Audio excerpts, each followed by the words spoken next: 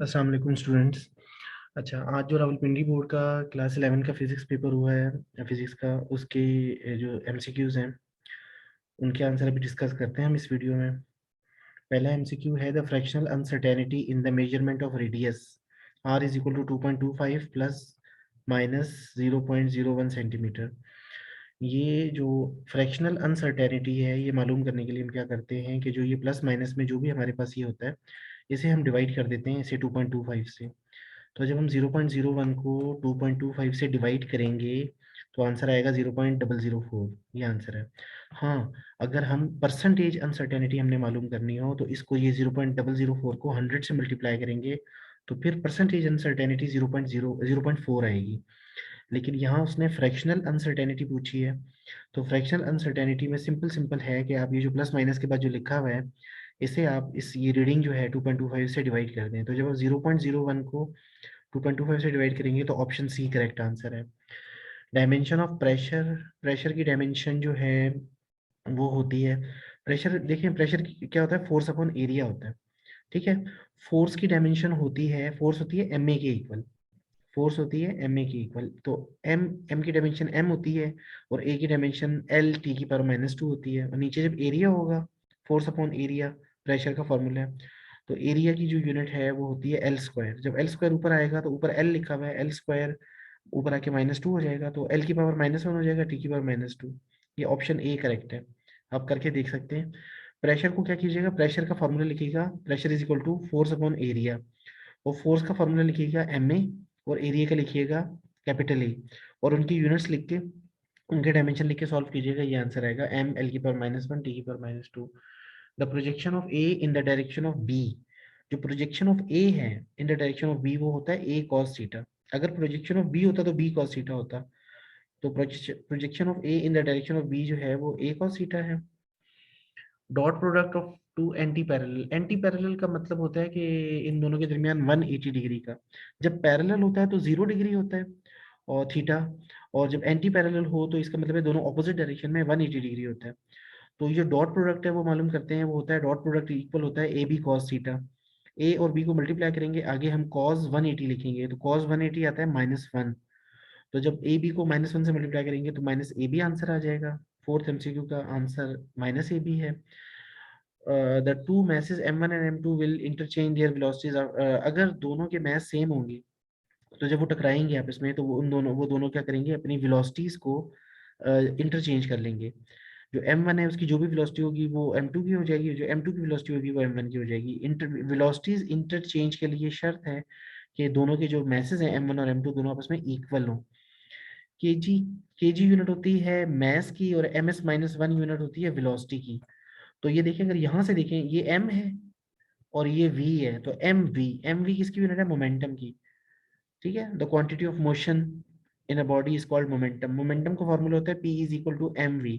तो यहाँ यूनिट से मुझे पता चल गया, मैंने कहा यार ये केजी क्या है, m है मैस है, और ms-1 वेलोसिटी है, तो ये मैस और वेलोसिटी दोनों का प्रोडक्ट जो है वो मोमेंटम होता है। The work done is said to be negative. अब यहाँ देख लें, वर्क डन का फॉर्मूला है work is equal to F S cos theta, work done में कॉस थीटा आता है। तो अगर थीटा की, अब कॉस थीटा के देखें, कॉस थीटा की वैल्यू नेगेटिव कब होती है, जब थीटा 90 से बड़ा होता है। तो हमारा वर्क डन नेगेटिव कब होता है, जब थीटा 90 से बड़ा होता है। ऑप्शन सी करेक्ट है। When a body attains it's terminal velocity, terminal velocity जब आती है तो एक्सेलरेशन जीरो हो जाती है। टर्मिनल वेलोसिटी का मतलब है कि वो अब सुकून से नीचे आएगा, कांस्टेंट वेलोसिटी से नीचे आएगा, उसकी वेलोसिटी चेंज नहीं होगी। तो जब वेलोसिटी चेंज नहीं होगी तो उसका जो एक्सेलरेशन है वो जीरो होगा। Moment of inertia of sphere जो है ये वहाँ राइट हैंड साइड पे, राइट साइड पे इधर लिखा हुआ है, जहाँ मोमेंट ऑफ इनर्शिया का टॉपिक है उस पे, कि जो स्फीयर होता है उसका मोमेंट ऑफ इनर्शिया 2/5 mr² होता है। ये याद करने वाली बात है। The low flying earth satellite have acceleration 9.8, अगर उसकी 9.8 नहीं होगी तो वो तो उड़ जाएगी, चली जाएगी ना। तो 9.8 मीटर पर सेकंड स्क्वायर उसकी लो फ्लाइंग अर्थ सैटेलाइट की एक्सेलरेशन होती है।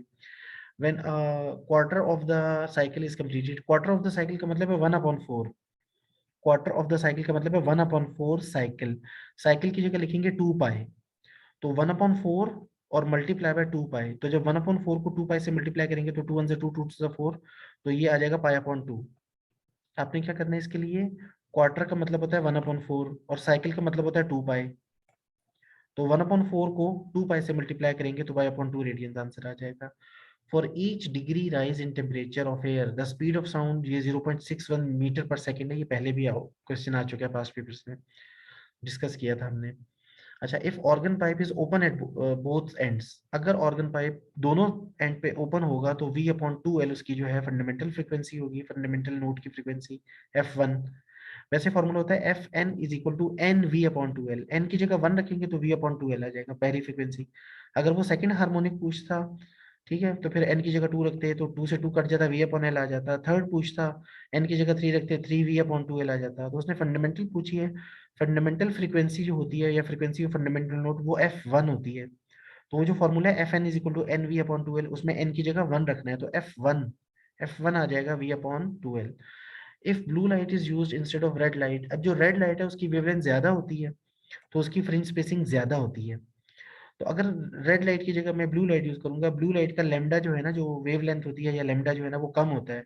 तो इस वजह से अगर मैं ब्लू लाइट यूज करूंगा तो लेमडा की वैल्यू कम हो जाएगी, लेमडा की वैल्यू कम होने से हमारी फ्रिंज स्पेसिंग डिक्रीज हो जाएगी।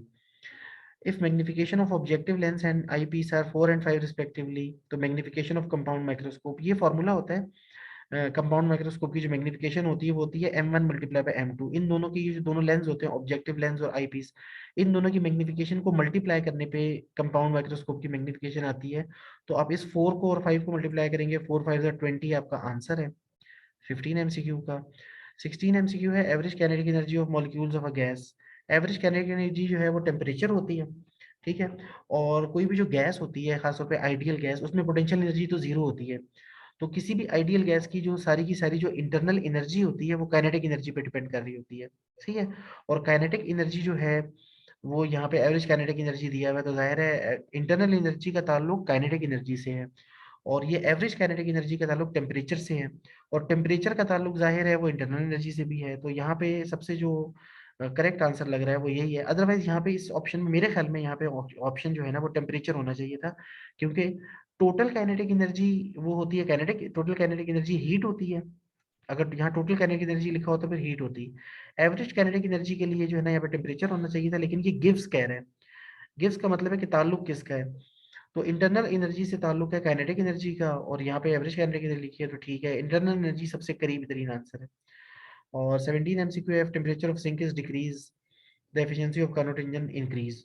हम तो चाहते हैं वो, वहां पे ये लिखा हुआ है कार्नोट इंजन के टॉपिक में कि अगर हम जो है ना ये जो समंदर वगैरह है ना, जितने भी ओशन वगैरह हैं, इनकी भी जो है ना इनसे बड़ी एनर्जी ले सकते हैं, लेकिन हमें क्या करना है, हमें इनके हम जो है जो हमारा सिंक का टेम्परेचर है ना वो कम होना चाहिए, वो हम हासिल नहीं कर पा रहे। तो सिंक का टेम्परेचर जितना कम होगा कार्नोट इंजन के लिए उतना अच्छा होगा। तो टेम्परेचर ऑफ सिंक जब हम डिक्रीज करेंगे तो efficiency of Carnot engine increase होगी। तो चलें, इसी के साथ हमारे एमसीक्यू हो गए। तो इंशाल्लाह अगली वीडियो में मुलाकात होगी। अपना ख्याल रखिएगा। अल्लाह हाफिज़।